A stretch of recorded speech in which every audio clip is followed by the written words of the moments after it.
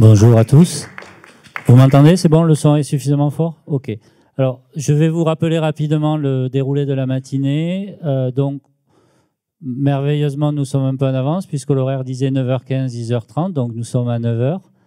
Donc, jusqu'à 10h30, nous allons faire une première table ronde avec un diagnostic de la situation en Nouvelle-Calédonie. Je vais vous présenter rapidement, ça a été dit, dresser un état des lieux. Je vais vous ensuite, donc, nous allons écouter pendant une quarantaine de minutes les intervenants.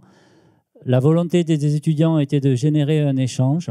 Donc, du coup, on a fait en sorte qu'il reste un long temps pour permettre des prises de parole croisées sur ce qui aura été dit.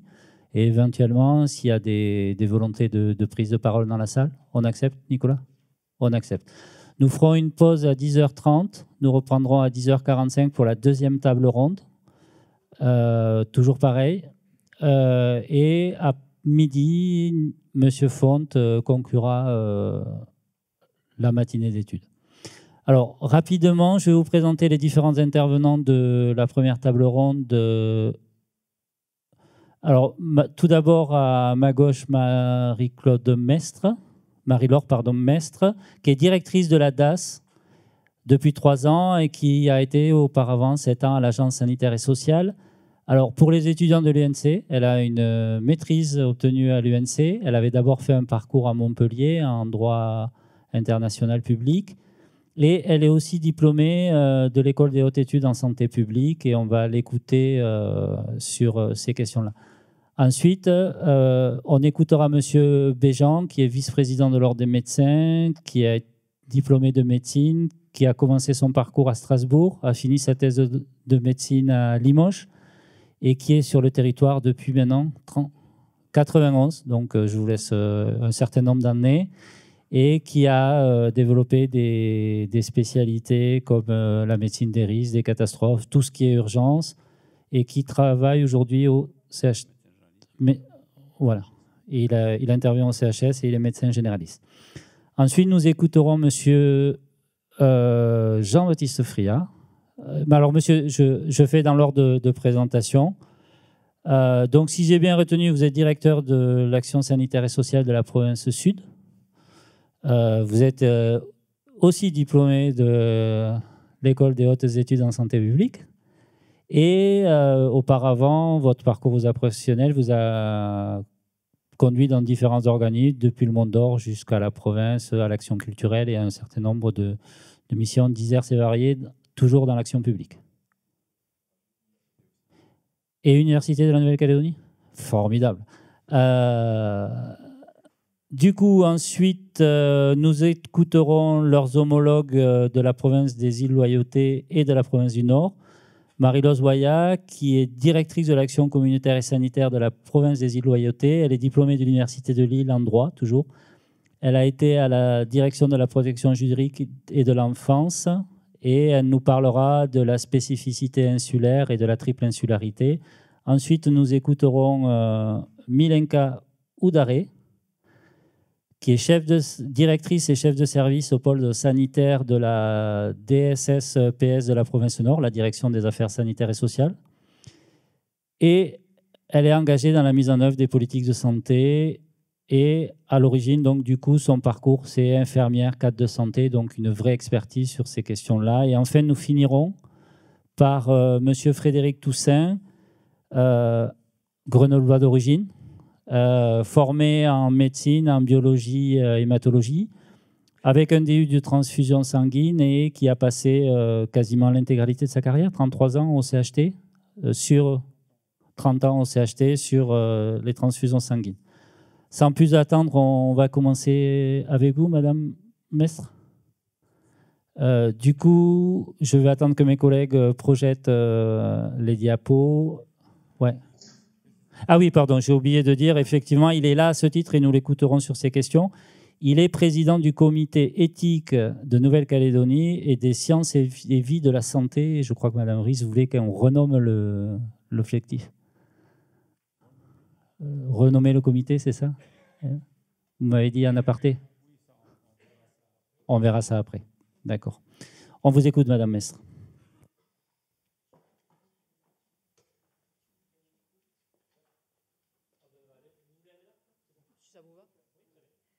Merci à tous. Je voudrais tout d'abord commencer mon propos par un grand remerciement aux étudiants et aux étudiantes avec qui nous avons pu échanger en amont de cette préparation. Et je peux vous assurer du travail qu'elles ont fourni. Pour certaines d'entre elles, elles prenaient l'avion de mémoire le soir même. Donc voilà, donc en tout cas, félicitations et merci de nous avoir conviés à cette journée. Rapidement, je vais vous présenter le système de santé en Nouvelle-Calédonie et sa vision territoriale actuelle. Alors, du point de vue de la Nouvelle-Calédonie, bien évidemment, mes homologues provinciaux vous expliqueront au fur et à mesure le détail, mais nous allons nous positionner sur une vision globale avec des données qui sont celles d'un instant T. Donc, encore une fois, à prendre avec toutes les précautions nécessaires, puisqu'une donnée est valable le jour J et n'est pas forcément valable le lendemain ou une semaine après. Donc, ce sont des choses importantes. C'est une vision à un instant T des professionnels de santé, notamment disponibles sur le territoire de la Nouvelle-Calédonie. Alors rapidement, quelques chiffres. La Nouvelle-Calédonie, vous le savez, hein, c'est 270 000 habitants. Vous connaissez sa superficie. Nous avons environ 1200 professionnels de santé en activité sur le territoire, un taux de natalité qui est de 14,1%, une espérance de vie de 77,1 ans. Des évacuations sanitaires qui sont une des spécialités de la Nouvelle-Calédonie et des particularités, puisque ce qui ne peut pas être pris en charge sur le territoire va être évacué. Une activité hospitalière importante avec 40 000 hospitalisations l'année dernière. Et puis des établissements de santé, ce que l'on appelle une offre de santé de qualité avec 6 hôpitaux qui sont répartis sur toute la Nouvelle-Calédonie, 33 dispensaires, ce qui correspond à 1050 lits. Beaucoup de données, mais en santé, elles sont importantes puisque cette offre de soins est établie au regard des besoins d'une population donnée, au regard d'un état de santé d'une population. Un contexte peut-être général en termes de compétences. J'ai essayé de faire un petit peu de droit et de me souvenir de mes cours de droit d'il y a fort longtemps. Donc la Nouvelle-Calédonie est compétente en matière de santé, de protection sociale, d'hygiène publique, de contrôle sanitaire aux frontières. Ça, c'est l'article 22 de la loi organique. Le contrôle sanitaire aux frontières, c'est quelque chose de très particulier puisque ça relève du droit international. Nous avons les enjeux sanitaires qui sont les nôtres sont complexes, de l'insularité, et certains diront une double insularité, puisque nous avons bien sûr la Grande Terre, mais les îles qui nous entourent, une dispersion géographique importante. La population est répartie sur l'ensemble du territoire, avec des toutes petites communes, mais également des gros regroupements sur Nouméa et le Grand Nouméa. Le climat est un facteur en santé important. Un cyclone va venir impacter l'offre de soins et l'offre de santé. Quand vous ne pouvez plus vous déplacer, mais vous avez besoin de soins journalièrement, ça va devenir une problématique à prendre en compte. Et puis un vieillissement de la population. Nous sommes très jeunes en Calédonie, mais pour autant, ce vieillissement est continu et nous ne vieillissons pas en bonne santé, puisque nous avons des maladies chroniques qui sont le premier problème de santé publique du territoire. Des inégalités territoriales d'accès aux soins, objet de cette table ronde. Des dépenses de santé qui sont élevées, qui posent là le coût de l'efficience de la santé, environ 23% du PIB, comparable à l'ensemble des pays de l'OCDE. En matière de santé, vous avez ce paramètre permanent qui est quelle offre de santé et à quel coût. Et puis un système de santé qui est mixte, c'est-à-dire qu'il côtoie tant un service public avec des hôpitaux, des dispensaires, qu'une médecine dite privée avec le libéral et le médico-social. Je vous ai mis un lien dans le diaporama avec la situation sanitaire. La Nouvelle-Calédonie produit tous les ans une situation sanitaire qui va venir vous expliquer de manière plus précise les problématiques de santé du territoire et elles seront disponibles par ailleurs. On pourra y revenir si vous le souhaitez après. Au niveau de l'organisation du système de santé, vous voyez une gouvernance à plusieurs niveaux avec des coordinations indispensables entre différents acteurs qui sont ceux du territoire. Donc bien sûr le gouvernement de la Calédonie en tant qu'entité publique avec la DAS qui va venir travailler sur des périmètres de législation et de réglementation, de stratégie de santé, de coordination, de tutelle des hôpitaux, d'autorisation de règlements sanitaires, et notamment puisque nous intervenons aussi sur le secteur social, médico-social. Les provinces, donc les 3 provinces qui vont avoir une gestion des centres de soins de proximité et de prévention dans leur territoire, avec des implications et des rôles qui vont être différents et qui ne sont complètement travailler normalement avec le gouvernement et en liaison, puisque le patient est par définition quelqu'un qui va bouger sur un territoire. L'Agence sanitaire et sociale qui vient, elle, travailler sur la prévention, qui travaille beaucoup en partenariat avec les provinces, qui va également faire des bilans de santé. Cette année, vous avez sans doute vu que les baromètres santé sont réadministrés. Donc on va venir interroger à un moment donné un état de santé d'une population tous les 5 ans et on va venir la comparer aux dernières données de santé. Et puis, elle a, en termes de santé, une partie sur le financement de la santé au travers de l'affectation de taxes qui va venir financer le RUAM. Et puis, bien sûr, la CAFAT, au titre de la sécurité sociale et du régime unitaire d'assurance maladie maternité, qui vient assurer, aux côtés des provinces, le financement et le remboursement des prestations. Géographiquement, tout ça, ça vous donne un petit peu cette dispersion où vous voyez donc la Calédonie et l'ensemble des CMS, les points qui sont géolocalisés. Les événements de l'année dernière nous ont permis de travailler sur cette géolocalisation au bénéfice des patients pour qu'ils puissent le plus facilement possible voir quelles étaient l'offre de soins disponibles dans leur lieu de vie, ce qui était ouvert ou fermé. Donc ça a été développé et c'est les côtés positifs d'une crise, c'est qu'elle nous permet de développer de nouveaux outils au bénéfice des populations. Alors le rôle du gouvernement est, au travers de sa direction technique, c'est-à-dire la DAS, c'est l'autorité qui est compétente en matière de santé et elle a pour vocation d'élaborer les stratégies et les plans de santé. Donc en termes de réglementation du système de soins, nous coordonnons l'offre de soins à l'échelle territoriale, c'est-à-dire que l'on fait en sorte que l'offre de soins soit répartis en termes hospitaliers le mieux possible sur le territoire. Aujourd'hui, vous avez l'hôpital spécialisé Albert Bousquet, qui est juste à côté de vous, sur la presqu'île de Nouville et qui a des centres répartis sur le territoire. Vous avez le Medipôle, qui concentre un certain nombre d'opérateurs, l'IPNC notamment, le CHT, mais le CRNC. Vous avez également le centre hospitalier du Nord avec ses sites.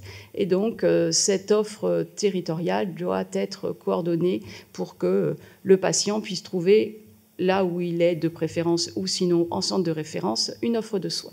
Il gère les autorisations d'exercice des professionnels et des activités. On ne peut pas s'installer ou on ne peut pas décider d'une activité de soins. C'est soumis à des autorisations administratives, à des déclarations, à des besoins de santé, à des examens, à des études. Donc ça, c'est le rôle de la DAS. Elle supervise les établissements sanitaires publics et privés, c'est-à-dire que là, nous parlons également du CRNC, donc du Centre de radiothérapie de Nouvelle-Calédonie, du Centre de soins de suite et de réadaptation, et de la clinique qui est juste à côté de vous. Et puis, nous avons un rôle un peu particulier de ressources humaines puisque nous procédons au recrutement des praticiens hospitaliers. Ce sont les médecins publics qui œuvrent dans les hôpitaux. Et ça, c'est la direction des affaires sanitaires et sociales qui a ce rôle. La DRHF-PNC s'occupant, quant à elle, du recrutement des professionnels de santé paramédicaux et médicaux qui relèvent d'un statut. En termes de santé publique et de prévention environnement, donc c'est le pilotage et la veille de l'alerte sanitaire en Nouvelle-Calédonie et internationale. C'est-à-dire qu'un certain nombre de maladies sont dites à déclaration obligatoire et vont être suivies sur tout le territoire. Vous avez des pathologies qui sont suivies depuis de très longues années, comme la tuberculose, le rhumatisme articulaire. Et puis, vous avez le Covid. Ça, c'est quelque chose qui parle le plus souvent quand on n'est pas dans le secteur. Et ce sont des pathologies que l'on suit au quotidien avec des déclarations obligatoires faites par les professionnels de santé. Et à l'international, ça s'appelle le réseau sanitaire international. Nous surveillons au niveau international tout ce qui rentre également sur le territoire. On vous fait, quand vous arrivez, remplir une petite carte avec ce que vous toussez, est-ce que vous avez de la fièvre. C'est un rôle de protection du territoire et c'est géré avec 180 pays. C'est-à-dire que c'est l'OMS, l'Organisation mondiale de la santé, qui gère ce réseau. Et nous sommes la petite veille de ce réseau. Nous mettons en œuvre des actions de santé environnementale. Nous contrôlons la qualité de l'air, la qualité de l'eau, la gestion des déchets. Pourquoi ? Dans cette vision One Health, c'est-à-dire que pour que les humains aillent bien, il faut aussi que l'environnement se porte bien. Donc effectivement, c'est cet écosystème que l'on travaille au sein de la DAS. Et puis, bien sûr, nous intervenons en cas de situation sanitaire exceptionnelle ou d'événements inhabituels, le Covid, la crise de mai 2024, etc. Et en termes de protection sociale, nous assurons le service public du handicap et de la dépendance et nous gérons des dispositifs financiers, c'est-à-dire l'objectif calédonien d'évolution d'assurance maladie ou l'objectif calédonien d'évolution des dépenses de prévention. C'est le côté financier de la santé. Bien évidemment, pour pouvoir faire un certain nombre de choses, il faut des financements et c'est au travers de ces objectifs que nous allons les suivre. Et nous avons des petites activités annexes. Il y a une déontologie des professionnels de santé. Certains professionnels de santé en Calédonie ne disposent pas d'ordre. Donc nous allons venir suppléer ces professionnels qui ne disposent pas d'ordre en s'occupant de la déontologie. Par exemple, on s'occupe de la déontologie des infirmiers ou des masseurs, kinésithérapeutes par exemple. C'est un gros volet du travail, en tout cas sur les professionnels de santé. Bon, la gestion des situations d'urgence, très rapidement, c'est une coordination qui se fait avec le Haut Commissariat de la Nouvelle-Calédonie et la Direction de la Sécurité civile, la DSCGR, en cas de gestion des risques. Et nous avons plusieurs plans que nous allons mettre en œuvre qui sont à différents niveaux. Donc nous avons des plans hors sec en santé, des plans de gestion d'événements inhabituels, les risques environnementaux et sanitaires, une alerte sur une pollution, nous allons intervenir. La qualité de l'air, vous connaissez Scalaire, donc nous allons venir aussi travailler sur ces éléments. Et puis les plans blancs, ce sont des plans qui sont mis au sein des hôpitaux et pour lesquels nous intervenons aussi sur le volet santé. Les provinces vous parleront bien sûr bien mieux que moi de leur rôle de proximité, mais nous sommes vraiment dans cette dimension de terrain au plus près des populations. Donc des compétences en santé de proximité, des actions de prévention locale en santé scolaire, des campagnes ciblées. Elles ont des suivis de terrain et d'adaptation aux besoins locaux. Je vous parlais de la pathologie de la tuberculose, par exemple. Ce sont des partenariats que nous avons puisque des enquêtes sont faites par les provinces auprès des patients directement. Et puis, elles gèrent bien évidemment les centres de soins médico-sociaux au plus près des populations dans les communes.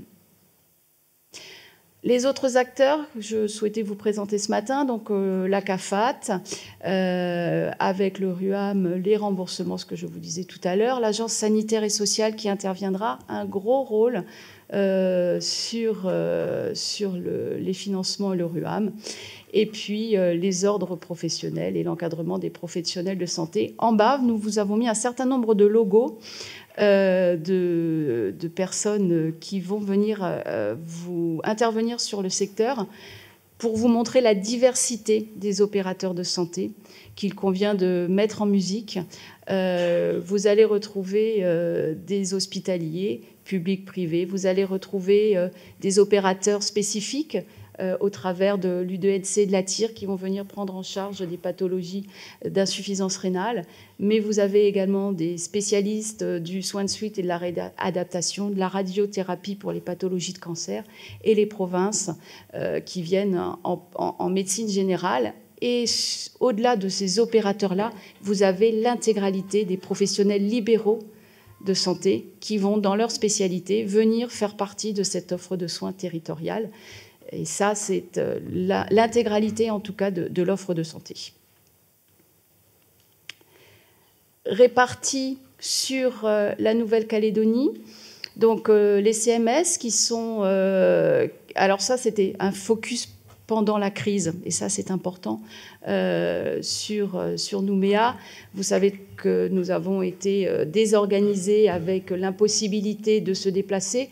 En santé, c'est un élément important. Nous avons besoin soit d'aller voir nos patients, soit que les patients puissent se rendre auprès des professionnels de santé dont ils ont besoin. Et effectivement, nous avons eu un gros volet d'organisation et de déplacement pour pouvoir offrir aux Calédoniens qui en avaient besoin une ressource en santé là où ils étaient. Donc, des secteurs publics, donc les 3 établissements, CHN dans le Nord avec 3 sites, Koumak, Pointe-d'Ibier, Koné.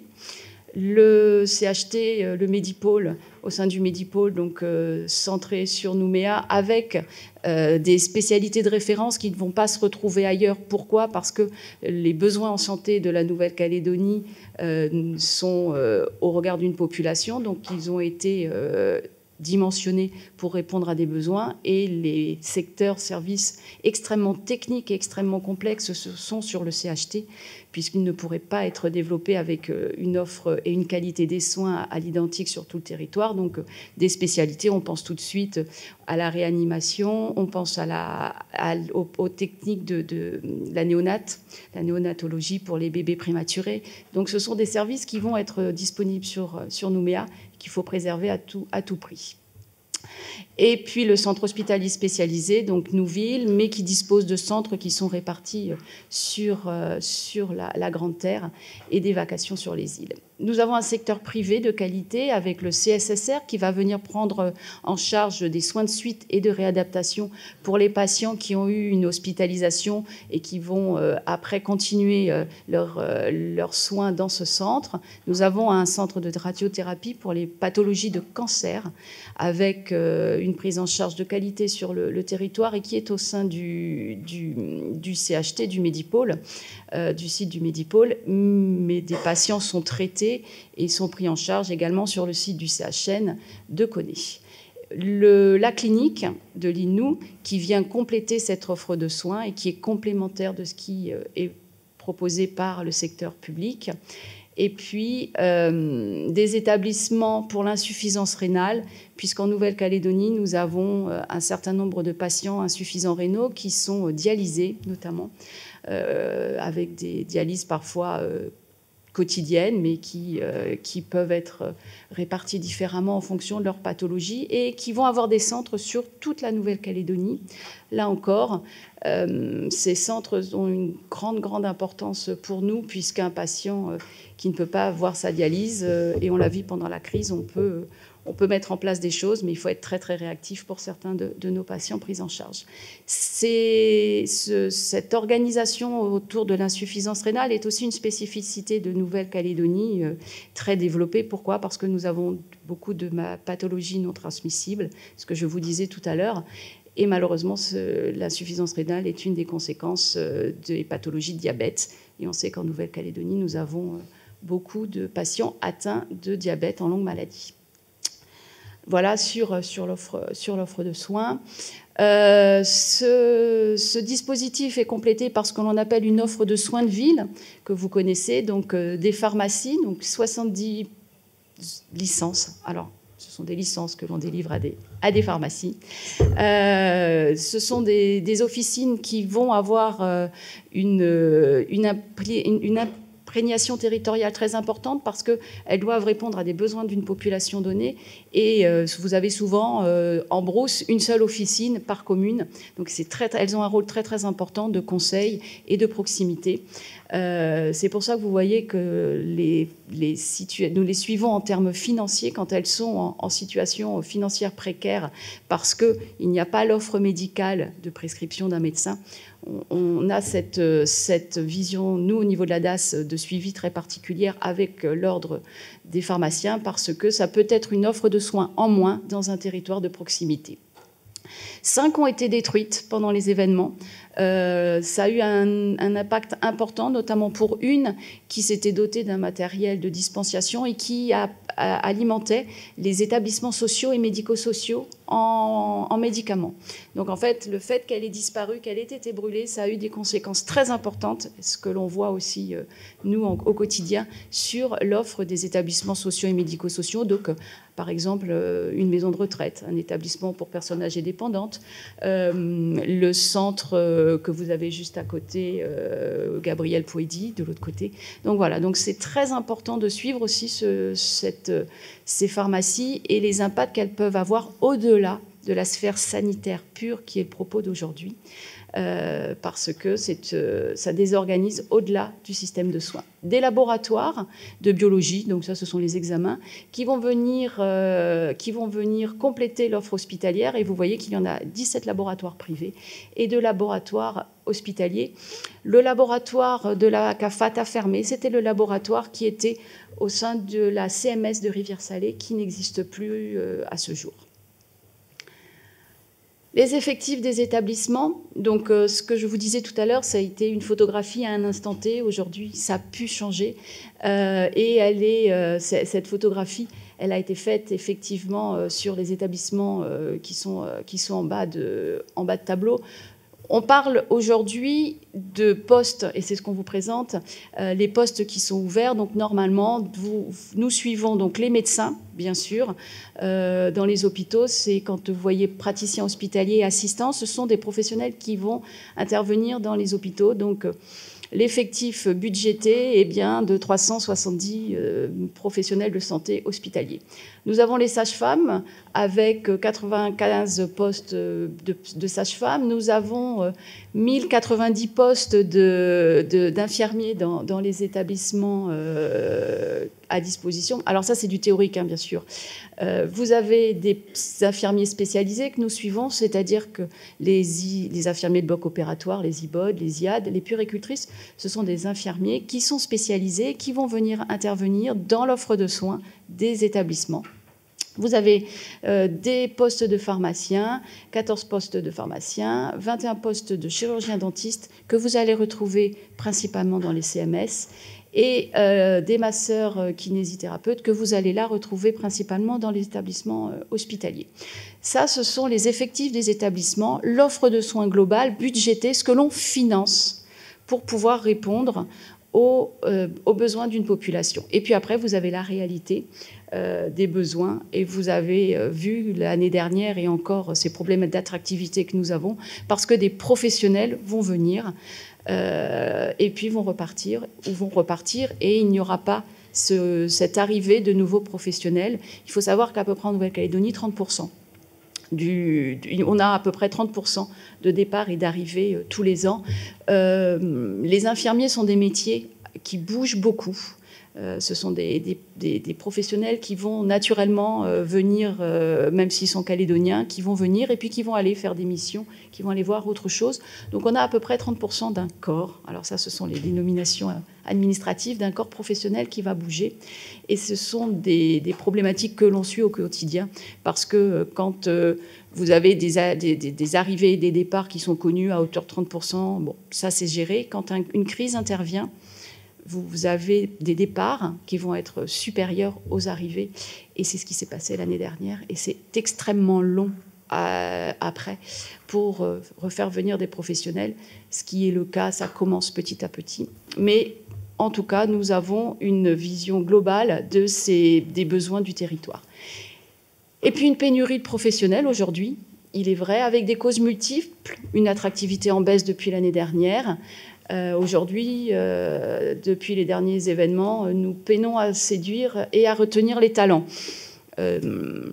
Avant la crise de l'année dernière, il y a eu un gros travail qui avait été fait de présentation de la Calédonie, de notre qualité de vie pour des professionnels de santé qui sont formés à l'extérieur, notamment sur les médecins. Et c'est vrai que c'est quelque chose qui était connu, reconnu. Il est toujours plus agréable de vivre en Calédonie que de vivre à Berck-sur-Mer, même si j'aime beaucoup Berck-sur-Mer. Hein. Mais ce ne sont pas les mêmes plages. Aujourd'hui, nous nous rendons compte aussi d'une concurrence internationale. Jusqu'à l'année dernière, nous n'avions pas ce problème. parce que nous n'avions pas vraiment de problématique d'attractivité. Il y avait des pics de problématiques, bien évidemment, mais ça allait. Aujourd'hui, nous nous confrontons à une problématique internationale où il y a une pénurie mondiale de professionnels de santé et de professionnels de santé médicaux, et nationale, bien évidemment, puisque les déserts médicaux existent en métropole de manière parfois accrue. La crise, par exemple, de Mayotte de cyclonique l'a mis en exergue. Nous avons d'autres territoires français qui sont en grande difficulté. Et à ce moment-là, on se tourne à l'international, mais cette demande est croissante également à l'international.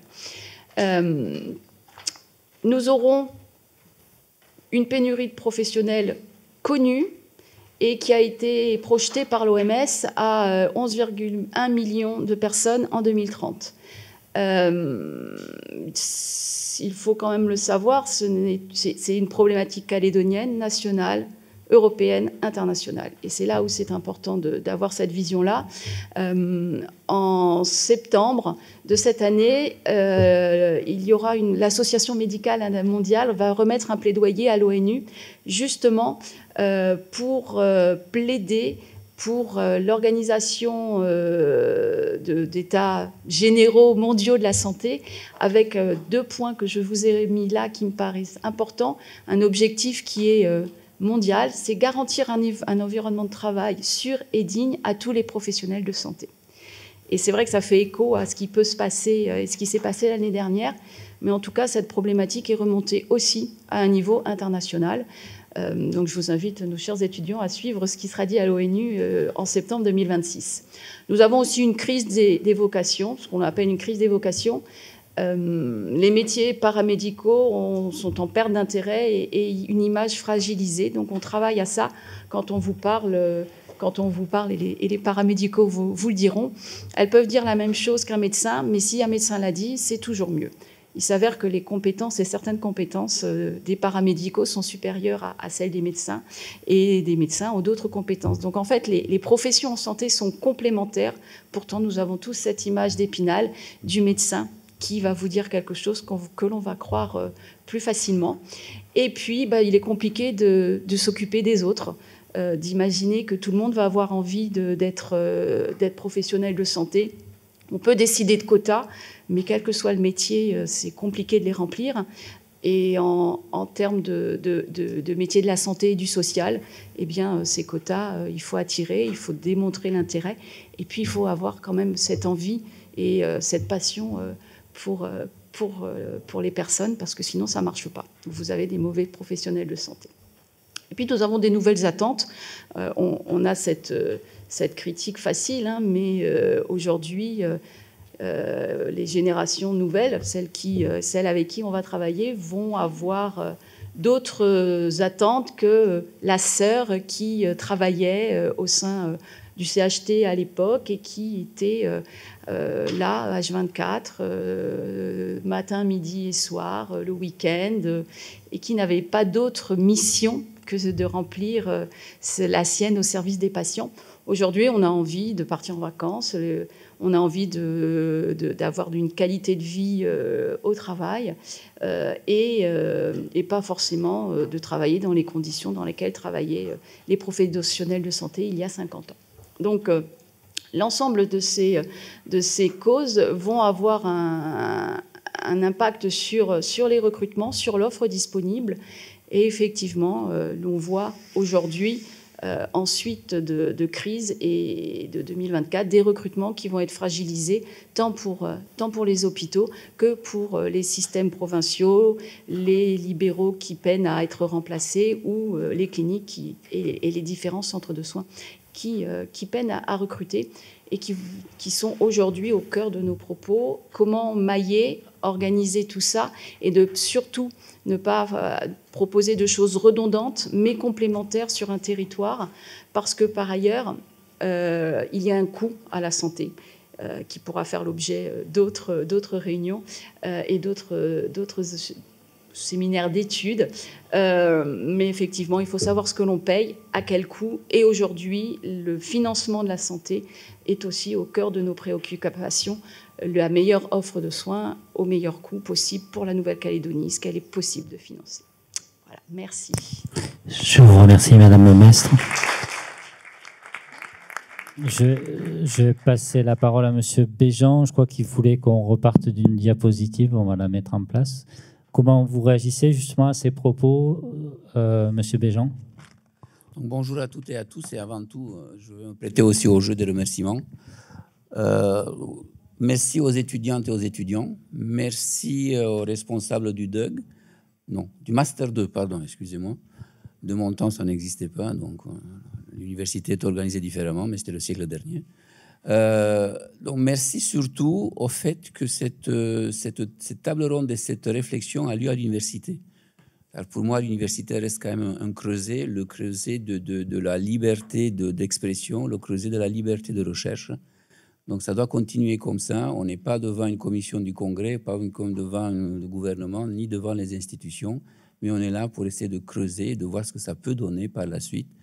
Peut-être chacun, quand on sortira des portes des universités, on aura des responsabilités. Ces responsabilités, vous les porterez avec ce que vous avez reçu comme enseignement à l'université. Donc, encore une fois, merci aux étudiants et étudiantes, merci au master et merci à l'université de nous accueillir, de pouvoir discuter avec cette liberté.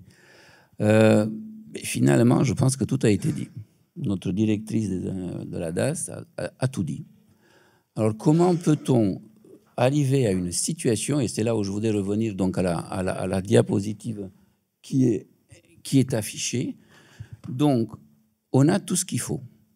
La Nouvelle-Calédonie a une richesse que certains départements, voire régions métropolitaines, et pour ne pas parler de nos voisins, des pays voisins, nous avons une richesse concernant la santé qui vous a été présentée. La réponse existe, la possibilité de réponse existe. Et pourtant, depuis un an, il y a 150 médecins de moins. Il y a des médecins qui viennent, il y a des médecins qui partent, mais le ratio est négatif.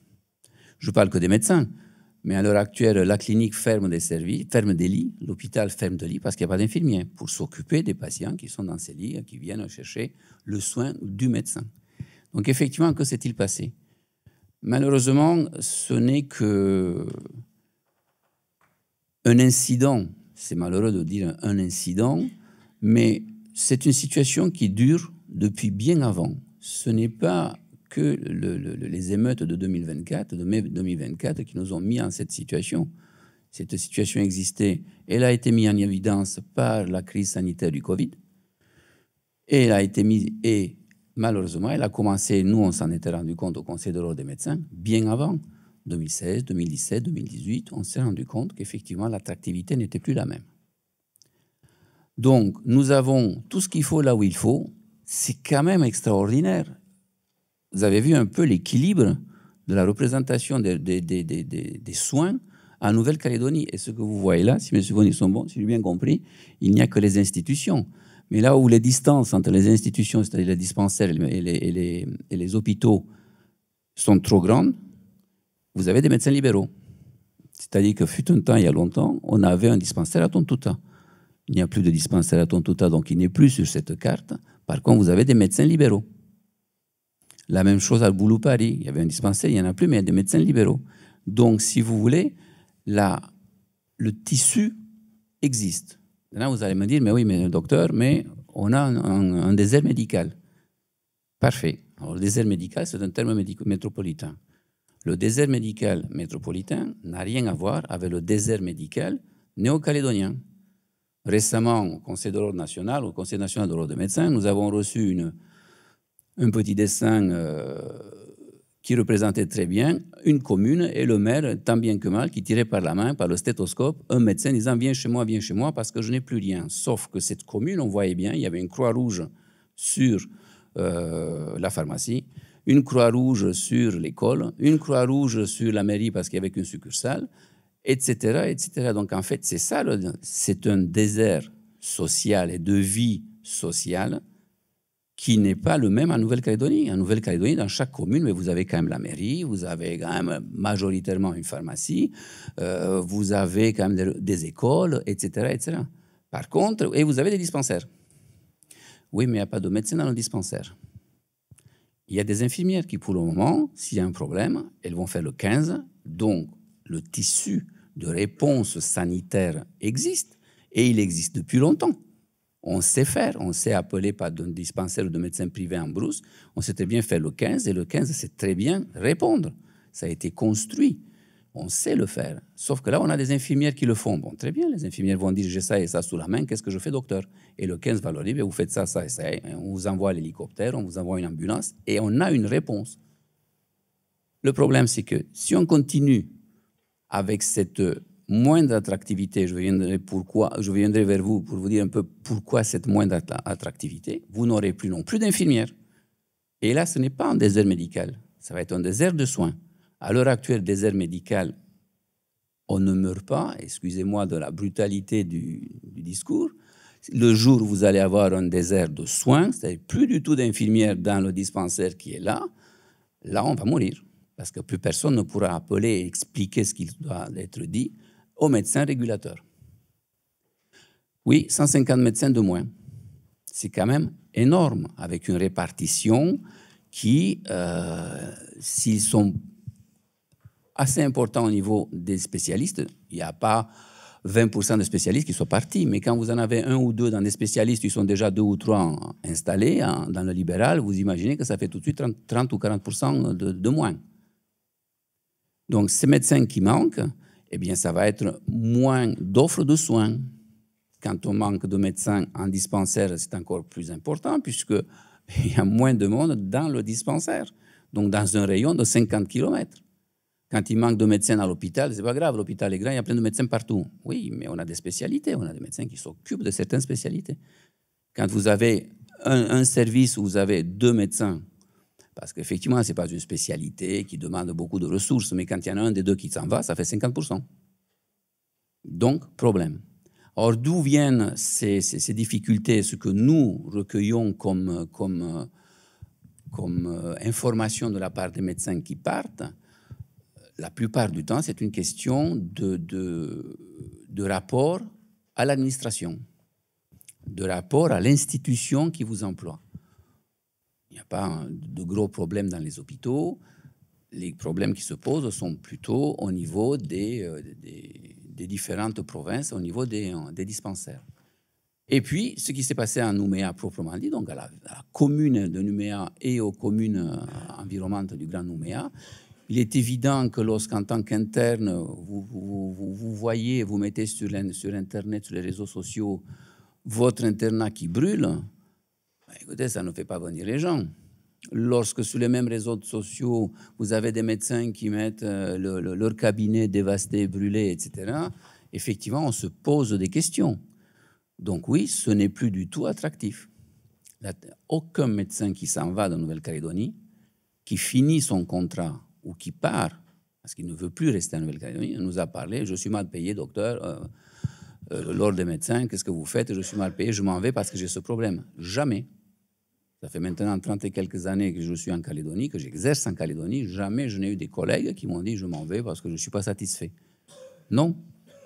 Le rapport à la tutelle, effectivement, pose de plus en plus de problèmes. Le rapport à la situation politique pose de plus en plus de problèmes. Donc il est là le fait de l'attractivité. Avant, on arrivait en Nouvelle-Calédonie, comme on disait, effectivement, il y a les plages, il y a les cocotiers, et on tirait des bords sur les planches à voile à partir de 16 heures parce qu'on avait fini ses consultations. Tout allait très bien.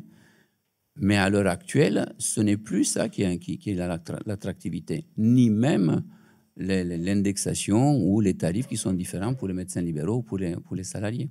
C'est une question, premièrement, de niveau, pas de niveau de vie, mais de sécurité de vie. On vient en famille, on vient avec des enfants et on veut savoir ce qu'on va faire. Donc des gens arrivent à l'hôpital, dans le privé. Avant, on avait énormément de remplaçants. Il n'y a quasiment plus, il manque au moins à peu près 60% de remplaçants pour les médecins libéraux. Parce que les remplaçants ne viennent plus, pour les mêmes raisons. des raisons sécuritaires, etc., etc.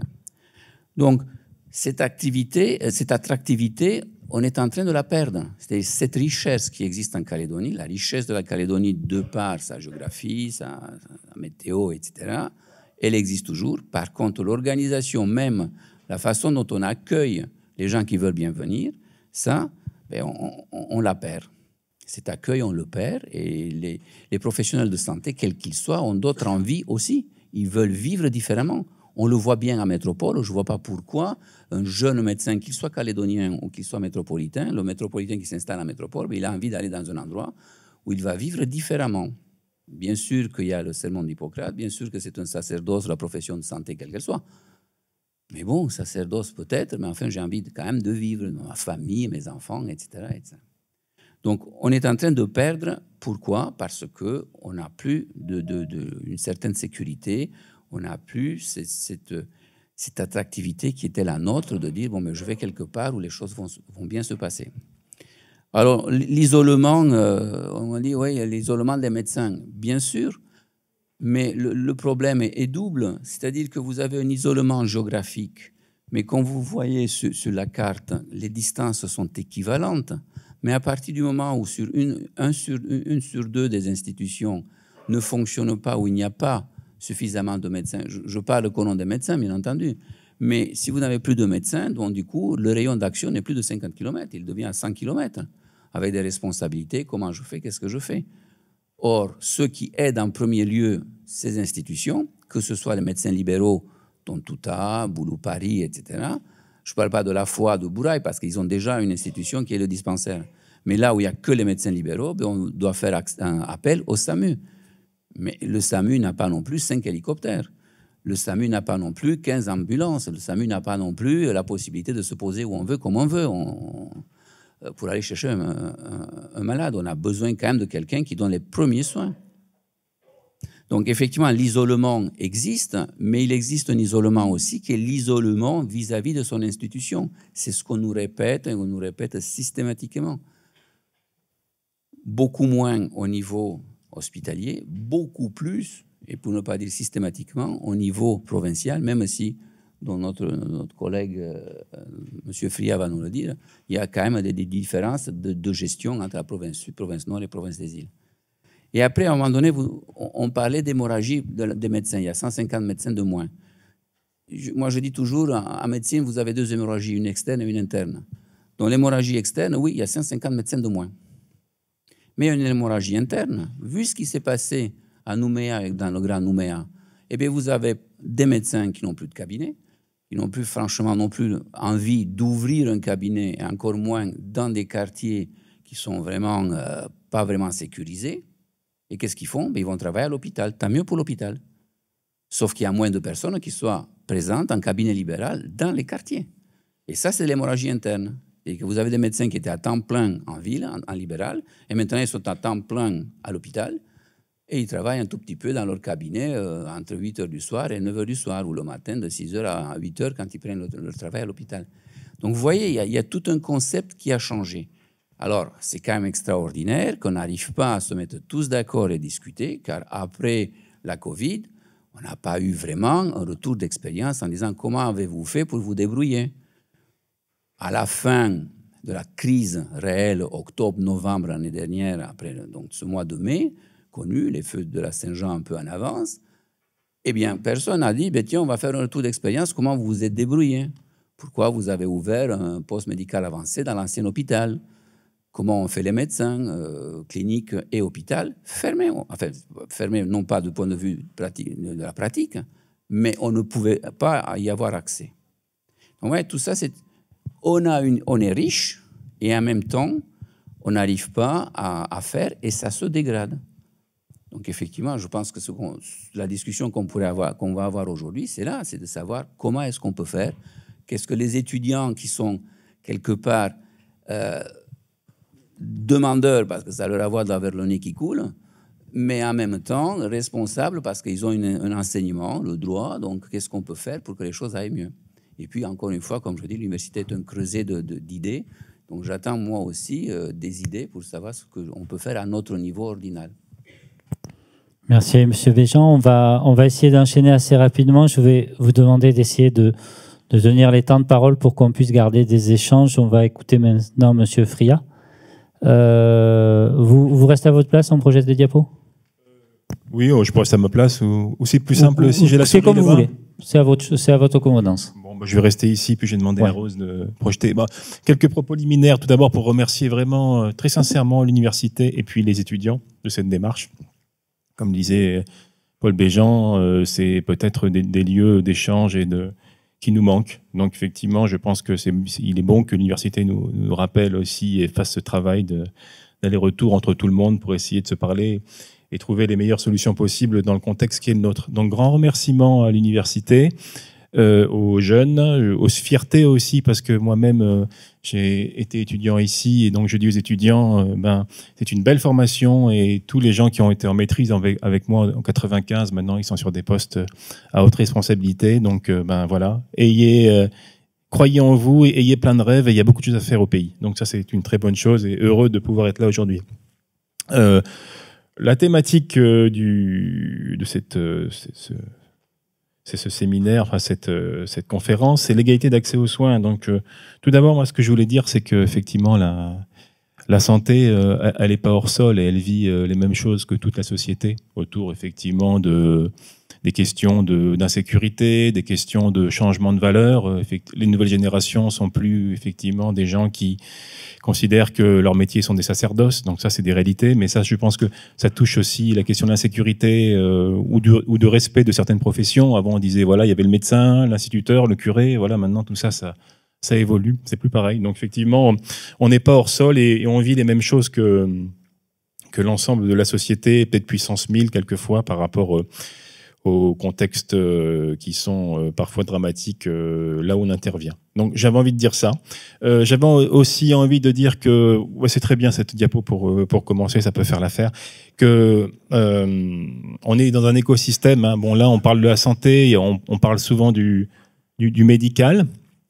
Mais il y a aussi tout un ensemble d'acteurs, je pense bien évidemment aux infirmiers qui sont, comme le rappelait le docteur Béjean, parfois le dernier secours qu'on a dans certains centres médico-sociaux et qui sont là effectivement pour permettre encore un accès aux soins. Donc il faut les saluer et c'est vrai que je pense aux infirmiers, mais je pense aussi aux ambulanciers, aux pharmaciens, aux kinés. Enfin, il y a tout un écosystème et y compris, vous verrez dans les diapositives, quand on est parfois, au niveau de la province sud, dans certaines zones, les seuls acteurs de soins, enfin voilà, les seuls acteurs médicaux de soins, il y a tout un écosystème privé qui vit et qui est gravement menacé. Parce que quand il n'y a plus de médecins, il n'y a plus d'ordonnances, il n'y a plus de prescriptions, ça veut dire que la pharmacie, son équilibre financier est très menacé.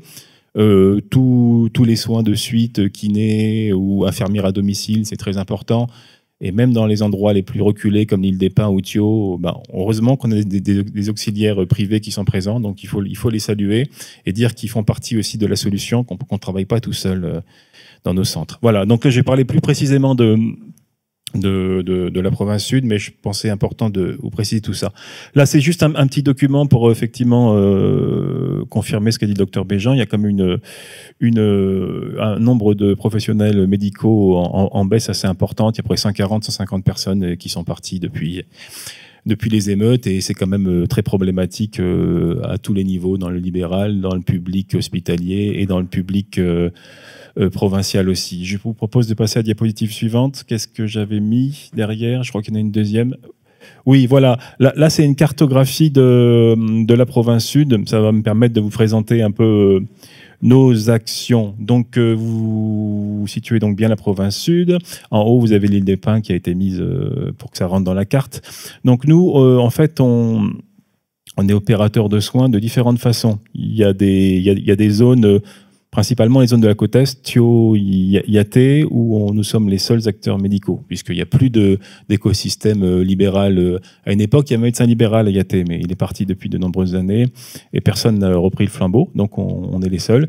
L'île des Pins aussi, on est les seuls acteurs médicaux. Comme tout à l'heure, je parlais de l'écosystème, on a comme encore, Dieu merci, des infirmières libérales qui permettent aussi d'offrir des soins de qualité. Voilà, donc il y a des coins où effectivement, nous sommes les seuls. donc côte Est, Île-des-Pins. Et il y a des coins où on est accompagné de libéraux. Je pense à Bourail, je pense à La Foix, je pense à Païta, avec cet accompagnement qui s'amenuise. Il y a quelques temps, il y avait encore 3 médecins libéraux à La Foix. Il n'en reste plus qu'un. Voilà, les 2 sont partis. Donc il reste l'offre s'est fortement réduite et notre médecin libéral de La Foix, je crois qu'il doit bien avoisiner les 70 ans. Ceci dit, qu'on se rassure, pour ceux qui veulent faire des études de médecine, on peut travailler très très longtemps. Nous, on a recruté dernièrement un médecin qui avait 78 ans. Voilà, donc c'est cette réalité-là aussi que l'on vit avec des ressources qui s'amenuisent et donc certains médecins qui sont encore verts, qui sont en forme, viennent nous proposer leur concours qu'on accepte bien naturellement, puisque sinon, on n'a personne à mettre en face des gens. Voilà, donc un médecin d'IAT, là, dernièrement, qui avait travaillé 20 ans IAT, donc qui connaissait bien la population, le docteur de Barberac, je profite de le saluer et de le remercier pour son travail, est revenu nous faire une pige de 6 mois, voilà, à IAT, 78 ans. Voilà, c'est cette réalité-là aussi qu'on vit dans la démographie médicale. Donc sur La Foix et Bourail, il y a un écosystème libéral qui s'épuise un peu. Boulou-Paris, c'est pareil. La province sud a mis en place des systèmes d'incitation à l'installation de médecins, mais malgré ces systèmes, on voit que c'est compliqué pour les médecins libéraux. Il y en a 2 qui sont installés, qui n'ont pas tenu, parce qu'il faut aussi avoir un certain niveau d'activité pour pouvoir rester. Un médecin estime avoir un niveau de vie à pouvoir honorer, et c'est vrai que c'est pas forcément évident. Donc il y en a un nouveau médecin qui s'est réinstallé sur Boulou-Paris, mais on voit bien que c'est pas simple. Pourtant, cette zone est très importante en termes de maillage. Toutes les flèches, là, c'est effectivement tous les mouvements de population, puisque, en fait, vous le savez aussi sans doute, en province nord, il y a une pénurie de médecins qui est très, très, très, très conséquente. Donc, on a énormément de gens de la province nord qui viennent dans nos centres médico-sociaux de Bourail et La Foix. Des gens qui viennent nous voir, bien évidemment, nos populations, on les connaît. Population, on est plutôt dur au mal. Et quand on prend la route pour venir voir le médecin, c'est que vraiment, on a tout essayé. On parlait des médecines traditionnelles et tout ça. Les gens en province nord, ils n'ont plus trop de ressources médicales, donc ils se soignent avec ce qu'ils ont. Alors des fois, ça marche, mais des fois, ça ne marche pas. Et donc moi, je voulais insister aussi sur le fait que les gens qui viennent nous voir dans nos centres médico-sociaux en province sud et qui viennent du nord sont régulièrement très en souffrance médicale. C'est des cas relativement graves qui nécessitent beaucoup aussi de temps de consultation, et ça embolise nos centres avec une activité qui est déjà importante par l'activité populationnelle de la province sud, par le fait que les médecins libéraux de ces zones-là, petit à petit, le tissu libéral s'étiole réellement. Donc on a effectivement des journées qui sont bien remplies. Par exemple, ma collègue directrice adjointe dans la salle, que je salue, me disait qu'elle était avant-hier sur La Foix. C'était une journée à 100 personnes au sein du centre médico-social. Voilà, donc c'est des grosses journées avec beaucoup, beaucoup d'affluence, et nos médecins sont fortement sollicités. Donc ça, c'est cette réalité-là, où on a effectivement des mouvements de population qui viennent sur La Foix et Bourail et qui impactent fortement l'activité de nos centres, qui essayent de pallier à tout ça au mieux. Et on serait ravis d'avoir nos collègues du gouvernement qui viennent nous voir de temps en temps pour voir ce qui se passe dans nos CMS. Je les invite de manière très cordiale à venir nous voir pour voir comment ça marche dans les centres médico-sociaux. Boulou-Paris, on n'a pas de centre médico-social. Il y a un embryon de ce dispositif aussi communal. Le maire est très volontaire pour essayer de mettre en place un dispositif. Donc, il travaille avec son centre de secours et d'urgence et le syndicat mixte pour essayer d'apporter des réponses, parce qu'on voit bien que la zone de Boulou-Paris, c'est une zone blanche. C'est-à-dire que entre La Foix et Païta, vous n'avez pas de centre médico-social, vous avez un médecin libéral, mais c'est vrai qu'en termes de cartographie et de zones de risque, il vaut mieux pas trop avoir de problématiques à Boulou-Paris. Voilà. Sur Païta, on a un centre médico-social et on a un écosystème libéral qui tient la route. Sur Dumbéa aussi, on a un centre médico-social qui fonctionne à DSM, un écosystème libéral qui existe, même si aussi, comme le disait le docteur Béjean, sur certaines communes de l'agglomération, dans les quartiers un peu sensibles ou sociaux, certains médecins sont installés, d'autres ont fermé les rideaux et se sont installés au centre-ville. Donc là aussi, on voit la démographie et la géographie des installations médicales qui évoluent. Les gens cherchent un peu la sécurité. Ils ne vont pas forcément tous se réinstaller dans les quartiers où leurs cabinets ont été brûlés. Mont-d'Or, on a aussi un centre médico-social à Boulary, mais le problème qui se pose, c'est la zone de Saint-Louis, qui coupe la commune du Mont-d'Or en deux. Donc l'accès aux soins pour les gens du Mont d'Or est quand même assez compliqué avec un écosystème libéral qui là aussi s'étiole et qui est très fragile. Les médecins nous disent moi j'aimerais bien partir ou vendre, mais bon, j'aimerais bien vendre mon cabinet à un moment où l'activité reprend un peu. Donc on voit bien que les médecins du Mont d'Or, Mont d'Or Sud, on n'est pas sûr que dans 2, 3, 4 ans, ils seront encore là, par rapport à leur âge, par rapport à leur velléité et aux contraintes qu'ils vivent. Il y en a certains qui habitent sur Nouméa, tous les jours passer par Saint-Louis, c'est compliqué et ça réactive beaucoup de traumatismes de ce qu'ils ont connu par le passé. Voilà. Et on a aussi une zone sur Yaté, donc avec un centre médico-social où on est aussi présent. Alors, voilà, je vous ai présenté rapidement notre système. Donc, il a l'avantage d'être pas mal situé sur l'ensemble du territoire provincial. Sur la côte ouest, on a encore des équipes qui sont quasiment complètes. Sur la côte est, depuis un an, on n'a plus de médecins à Thio. Donc, on met en place des vacations. On fait venir des médecins de la Foi. Et en septembre, on devrait récupérer un médecin. Sur Yaté, voilà, on tourne sur... on avait un médecin depuis la crise. Là, on n'a plus personne, donc on a remis en place des vacations. Et au mois de septembre, on devrait récupérer un médecin. Donc tout à l'heure, je finirai par les questions de soutenabilité aussi par rapport aux finances publiques. Il est vrai que peut-être que ce qu'on a connu avant la crise, on ne le connaîtra pas de sitôt. Avant la crise, on avait 3 médecins à Thio. Voilà, on avait même des internes qu'on faisait venir de façon à pouvoir participer de l'attractivité du territoire, parce que la plupart des médecins qui ont 50 ans, 60 ans aujourd'hui, ils sont arrivés comment ici? En tant que VAT, volontaire à l'aide technique, quand il y avait encore le service militaire, ou en tant qu'aspirant. Donc cette réalité-là, c'est qu'on avait aussi une attractivité parce qu'on donnait à voir du territoire par l'aspect militaire des choses. Il y a la plupart des médecins qui sont là, qui ont 50 ans, ils sont venus comme ça. Voilà. Voilà, nous, on a vraiment fait un gros travail avec le CHT et puis la DAS pour essayer de donner de la visibilité au territoire avec les internats. Donc, on accueille des internes. Mais voilà, le schéma où on avait 3 médecins avec une structure qui marchait H24 dans les zones isolées, je crois que c'est un schéma qu'on aura du mal à reproduire. D'une part, parce que financièrement, à l'aune des difficultés budgétaires qu'on a, ça va être difficilement soutenable. Et d'autre part, aujourd'hui, trouver déjà un médecin sur Thio, on est content. On est très content. Donc, on va essayer de le gâter. Là, c'est aussi important pour moi de dire qu'on mobilise aussi beaucoup les acteurs de terrain en disant, notamment les maires et les coutumiers, aidez-nous à vous aider. C'est-à-dire que quand le médecin il arrive, présentez-le aux autorités coutumières, faites-lui faire le tour des populations, dites aux gens, à vos gens, que c'est une ressource précieuse, qu'il faut le préserver. Il ne faut pas l'insulter, il ne faut pas dire si tu n'es pas content, tu retournes chez toi, tu es payé pour ça. Voilà, c'est des discours qu'on a encore de temps en temps. Et là, il faut vraiment travailler avec les populations en disant maintenant, la ressource médicale, elle est rare, elle est chère. Et donc, il faut en prendre soin. Et là, les patients et les acteurs locaux, communes, coutumiers, sont vraiment des acteurs importants. Moi, je pense que c'est fondamental. Juste peut-être pour finir, parce que je vais essayer d'être moins long que mes prédécesseurs. Donc, changement de paradigme aussi. Je pense qu'il faut vraiment qu'on travaille. Longtemps, on a contrôlé et régulé la santé dans une logique à dire il faut que ça coûte pas trop cher, il faut réguler les installations, il faut faire attention. Je crois que maintenant, on n'en est plus là. Donc, il faut changer de paradigme sur la télémédecine, télétransmission. Donc, je pense qu'il y a vraiment un changement de culture professionnelle à avoir et il faut faciliter la vie des gens. Et en ce sens, je pense qu'on a beaucoup de travail à faire avec le gouvernement sur ces sujets-là pour essayer de changer de paradigme. Et je voulais finir sur la question de la soutenabilité, puisque effectivement, les finances publiques ont pris un sacré coup avec la crise qu'on a vécue. Et je pense que peut-être on avait voulu aller dans la perfection, dans beaucoup d'offres. Et je pense que cette perfection, elle serait difficilement atteignable dans les années à venir. Donc, il faut qu'on arrive à trouver un modèle effectivement soutenable qui garantisse quand même un bon accès aux soins à l'ensemble de nos populations. C'est l'enjeu du moment. Merci à vous.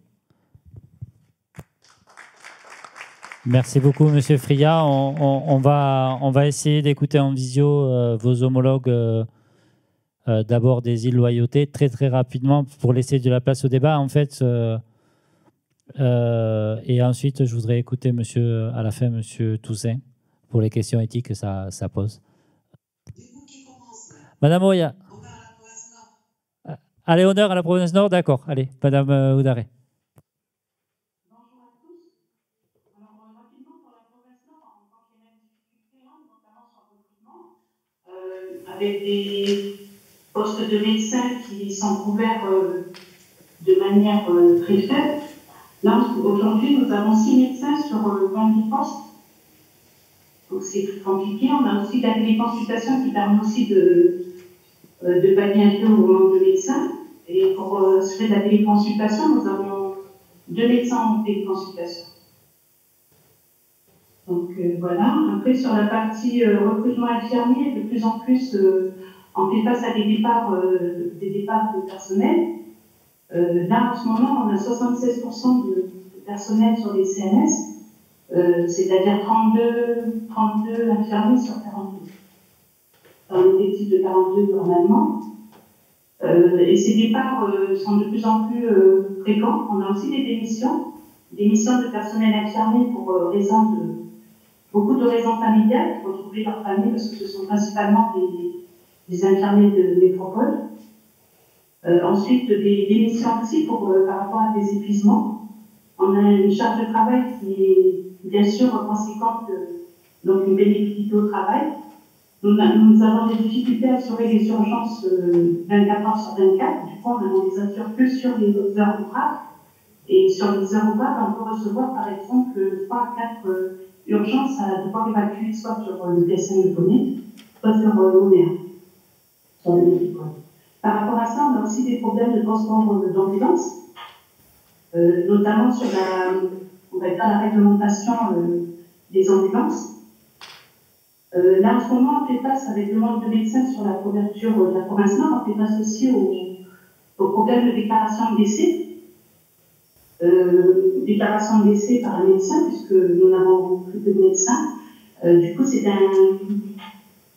une procédure que l'on a mis en place avec la DAS, qui commence à être aussi en difficulté pour nous aider dans la déclaration de décès.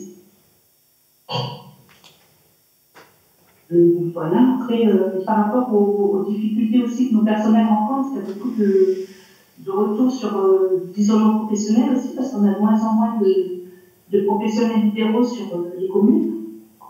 Notamment à Waitou, on avait une pharmacie et un médecin libéral. Aujourd'hui, on n'a plus. Et la commune, on a un nouveau médecin interne. On s'est retourné sur des recrutements de médecins étrangers. Donc là, aujourd'hui, on a un médecin burundais sur la commune de Waitou, qui y est depuis longtemps. Un peu par rapport à ces recrutements, on est aussi soumis aux difficultés administratives par rapport au visa, à la durée du visa. Ensuite, je rejoins les collègues qui ont fait l'état des difficultés rencontrées sur la couverture de soins sur l'ensemble du territoire, on rencontre les mêmes difficultés. Voilà. Après, par rapport on a aussi des problèmes de sécurisation, on va dire impression verbale envers notre personnel. Par rapport à ça, on travaille avec les mairies. On a un bon partenariat avec les mairies et les coutumiers des communes, où là, par exemple, on leur demande d'accueillir le nouvel arrivant, le nouvel agent. Et c'est ce qui s'est passé, par exemple, à Wainou il y a un mois avec la mairie de Wainou, qui a organisé un accueil de notre médecin. Merci beaucoup. Madame Waya, du coup, puisqu'on a le micro maintenant, c'est bon, oui, je vois le micro. Vos difficultés, j'imagine qu'elles sont du même type, du même ordre et avec une pénurie assez importante? Oui, bonjour tout le monde. Donc du coup, Madame Marie-Rose Waya, directrice de la DACAS en province des îles. Avant de prendre la parole, je vais juste remercier toutes les personnes qui sont présentes. J'arrive pas à vous voir, mais j'imagine que la salle est remplie. Saluer mes collègues de la province Nord et puis de la province Sud. Donc nous, les Iloyautés, c'est surtout qu'on est 4 îles séparées par les mers. Donc je vous laisse imaginer les difficultés que nous, on peut avoir aussi dans le cadre de la gestion de nos urgences, de nos centres médicaux au niveau de la province des îles. Donc au niveau de l'organisation de nos centres médico-sociaux, on en a 2 sur Marais. 2 sur l'IFU et 1 sur UVA. Sur Marais, c'est le centre médical de Tadine et le centre médical de La Roche. Sur l'IFU, le centre médical de Oué et le centre médical de Répéné. Et sur UVA, le centre médical de Ouloup. Et puis, on a un petit dispensaire sur l'île de Tiga. Essayer un peu de situer voilà, sur les 3 îles Loyauté, Marais, Tiga entre l'IFU et Marais, UVA dans le nord.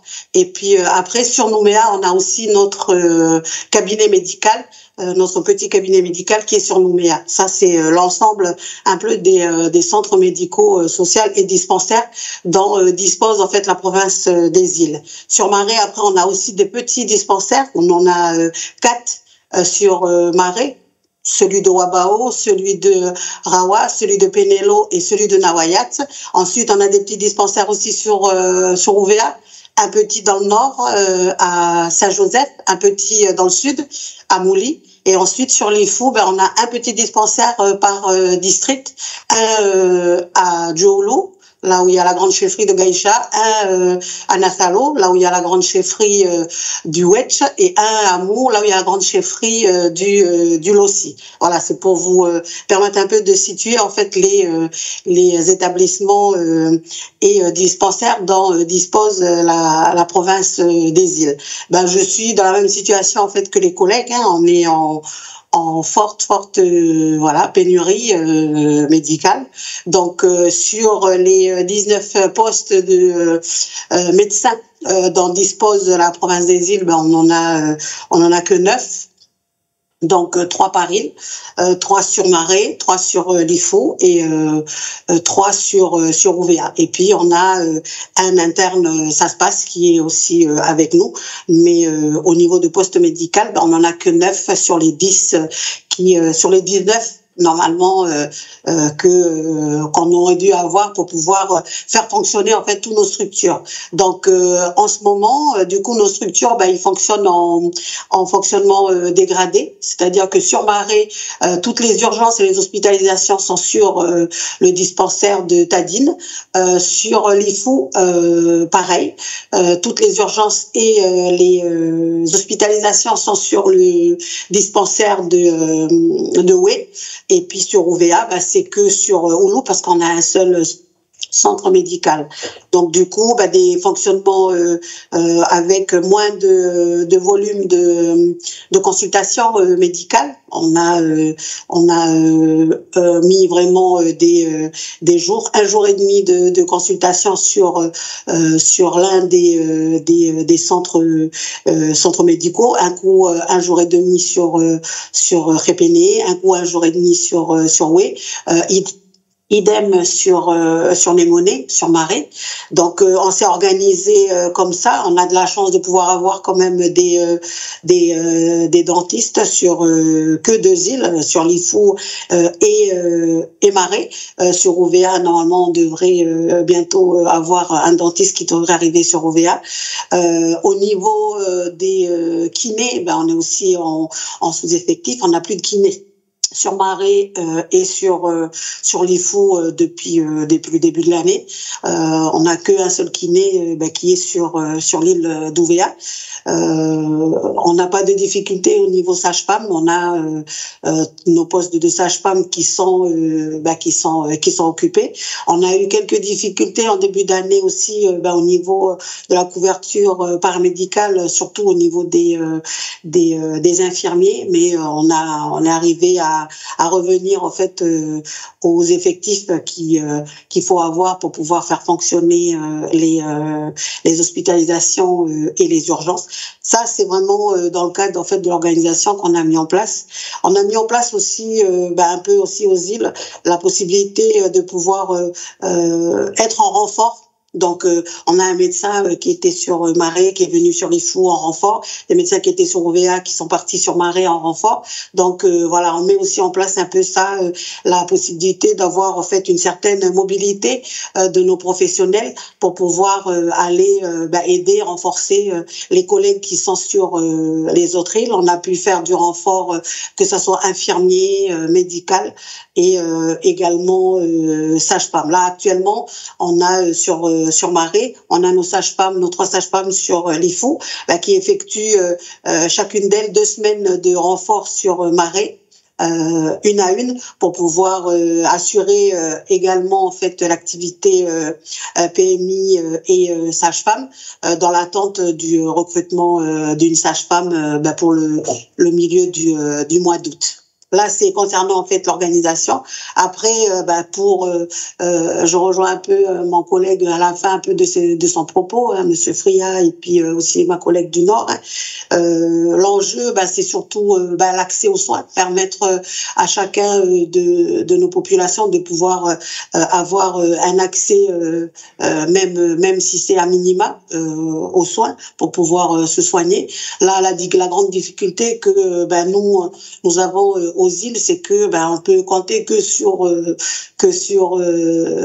nous dans chaque île. C'est-à-dire que l'IFO, il compte sur les moyens qu'il a sur l'IFO, parce que les renforts, il faut qu'ils arrivent par bateau et par avion. On peut pas faire autrement. Donc du coup, on a aussi beaucoup sollicité nos coutumiers, l'église, en fait toutes les forces vives qui existent en fait sur chaque territoire, pour pouvoir être associés, pouvoir venir aussi nous soutenir et puis nous aider.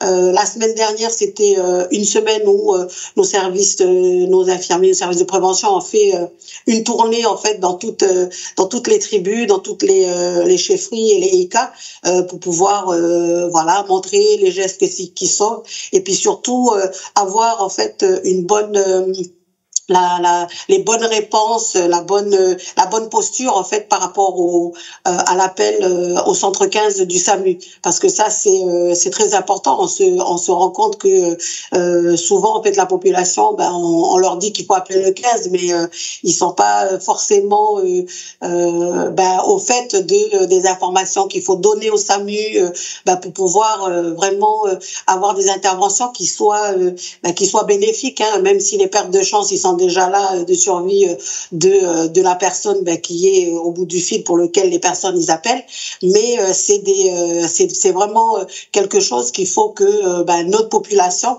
il soit au fait par rapport à ça. Donc on fait des campagnes d'information en tribu, que ça soit sur OVA, sur Marais et sur l'IFO, pour pouvoir sensibiliser en fait la population, parce que c'est une situation qui dure déjà. Qui dure et qui risque de encore durer avec les effectifs que nous avons. Donc on a vraiment besoin dans ce cadre-là de l'appui et de l'aide de tout le monde. Tout à l'heure, mon collègue a parlé aussi par rapport à la médecine traditionnelle. Ça, c'est un peu la promotion de la médecine traditionnelle. C'est aussi des choses qu'on porte dans les événementiels qu'on a sur les îles auprès des associations qui existent déjà un tout petit peu sur Marais, sur l'IFO et puis sur OVA. Donc c'est aussi quelque chose que l'on porte aussi au niveau du service de la DACAS.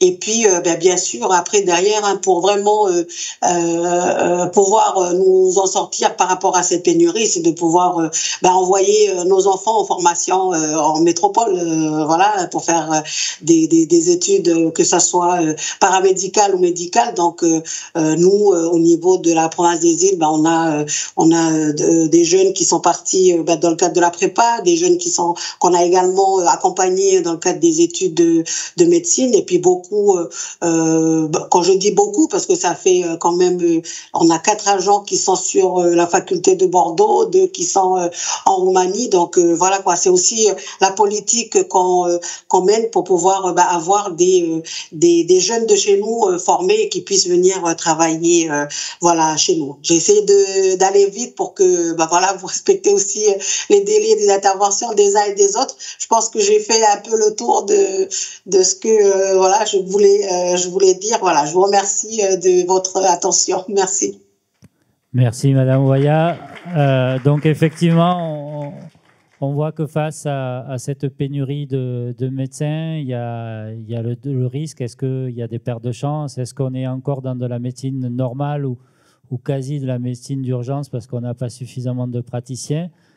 Le risque de vouloir reporter l'activité sur les quelques médecins restants, on risque de les envoyer en burn-out. parce qu'en surmenage. Monsieur Toussaint, vous voulez réagir à l'ensemble des propos qui ont été tenus jusqu'à présent sur les aspects finalement éthiques que cela suppose?